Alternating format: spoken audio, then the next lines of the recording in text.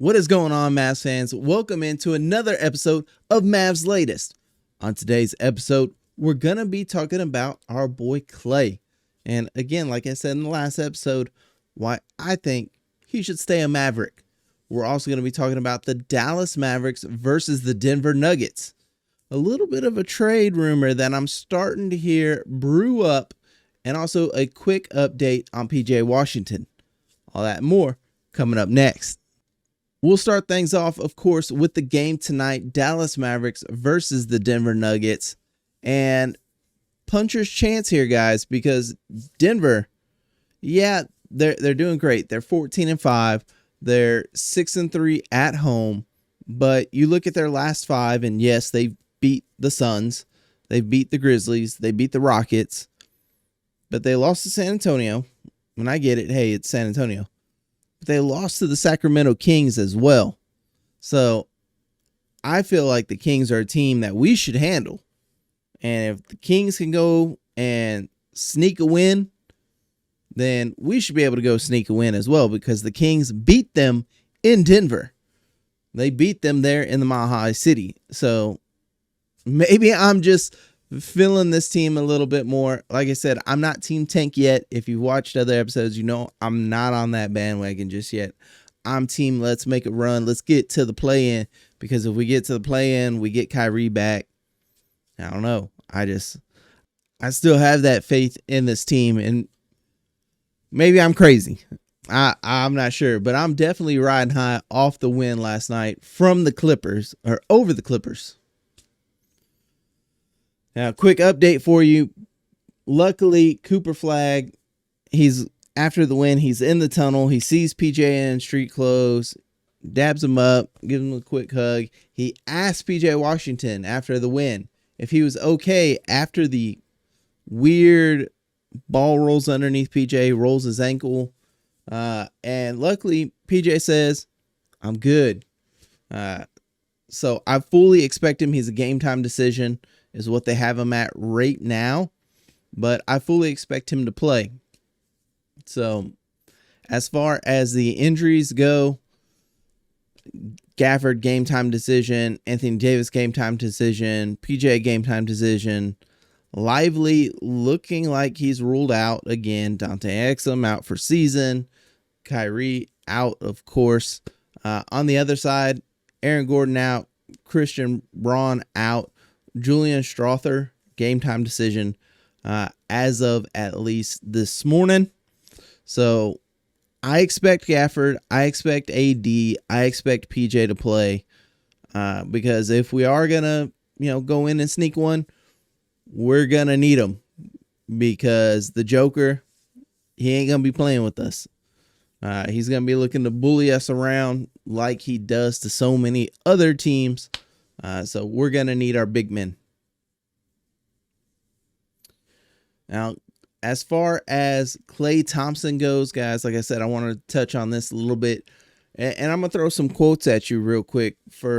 I know I've been hearing, no, we need to trade Klay. Klay doesn't fit this team. Klay needs to go. We need to package him up. And I fully feel like if Klay wants to stay a Mav, we let that man stay a Mav. He talked about this after the game, how he was feeling before the game. And he said, my knee was sore and stiff. Honestly, I jumped in the ocean today. Anytime you touch the earth, it gives you energy. Went to my boat, the harbor, told myself, I'm sore, I'm tired, but this is when your character is revealed. Therefore, the Mavericks, they upgraded him less than 3 hours before the tip-off, and he went ahead and suited up for us. And man, the story writes itself.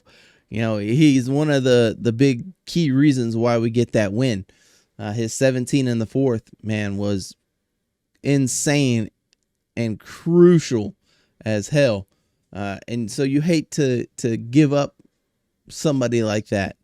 Another reasons why I hate to see him go away. Another quote from him. He says, I feel like the wise veteran with the future of the franchise next to me. I've been through every phase, winning, losing, rehab, being doubted, and I just try to give him everything I've learned. And of course, he's talking about Cooper Flag here. And this is after the win against the Clippers. And he's comparing that to Kobe Bryant and what he heard talking with Byron Scott, about Kobe and when he came in and Kobe being the rookie and stuff like that. And Thompson goes on to say, I'm not saying Cooper is Kobe, but I remember what that relationship looked like. Now I'm in the position. I want to show him how much this game means to me, being out there every night. And of course, Coop, threw some flowers back at Klay. He said, with Klay spacing the floor like he did tonight, it opens up lanes for everyone. And again, if I said it many episodes ago, if Klay is going to take on that role of big brother to Coop, man, I'm totally okay with him being on this roster. If he came here to play with Luka and then all of the stuff happens and he wants to leave, I'm okay with it. If he wants to stay because he feels like, man, I get a chance now to play with Cooper Flag and be his big brother, be his mentor, be his Dirk to how, Dirk was with Luka, I'm totally okay with that. And let Klay Thompson stay a Maverick. If that means I lose out on, a second round pick and some young guy because I don't trade for him, I'm totally okay with that. If Klay Thompson's going to be mentoring Cooper Flag, I'll take that, and Cooper Flag getting that good championship mindset over him just, fly by night, do your thing. The last thing I'm going to talk about, and then I'm going to get out of here, guys, is I'm hearing some D'Lo movements, and the unlikely team that I'm hearing is the Indiana Pacers may have some interest in D'Angelo Russell. They desperately need a point guard, and now that D'Lo's out of favor with Jason Kidd, he's out of the lineup. That may be something that maybe we only get a couple second round picks, but we could maybe move him and again try and help our money line kind of go down, especially once December comes. If Kyrie does come back, we start needing to make some rotational movement. But here's the biggest thing that worries me. Nembhard, of course, is on a two-way, so he's limited on how many games he can play. So are we going to hang on to D'Lo just for those games when we can't play Ryan? I hope not. If D'Lo wants to stay, that's fine. Like I've said before, Jason Kidd needs to do a better job of coaching him then and telling him what he expects of D'Lo. But if we want to move on, I'm okay with that as well.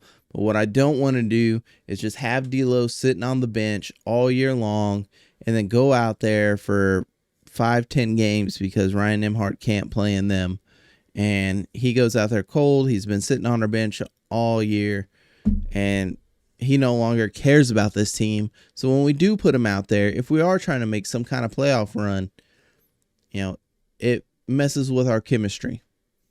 I don't want a player being a cancer on the team all that time just sitting there. Another team that has shown a little bit of interest in him is the Brooklyn Nets, and they were showing interest when he was, before we signed him, they were potentially kicking around the idea of bringing him back over to the Nets. So that could be a team, keep an eye out on, because they may still want a piece of him or want him to come be a piece for them. There's also been the talk of, are we going to see a buyout? I don't think we see a buyout. We really can't afford a buyout for that. We're salary cap wise, man, it's a mess for us. So I don't see us doing a buyout at all for him. If we do move him, again, I think it's going to be for some second round picks. Maybe a player comes back for contract wise, but definitely more for some picks coming our way. But let me know what you guys think. Are we going to be able to go in and sneak one out of Denver? Do you want to see Klay continue to be a Maverick? Are you happy that PJ says he's okay? And what a freaky accident that was. And where do you see D'Lo going? Let me know down in the comments, guys. Whether this was your first time, your next time, make sure it wasn't your last time here at Mavs Latest. Hit the subscribe button down below. Thank you guys so much for tuning in. Peace out.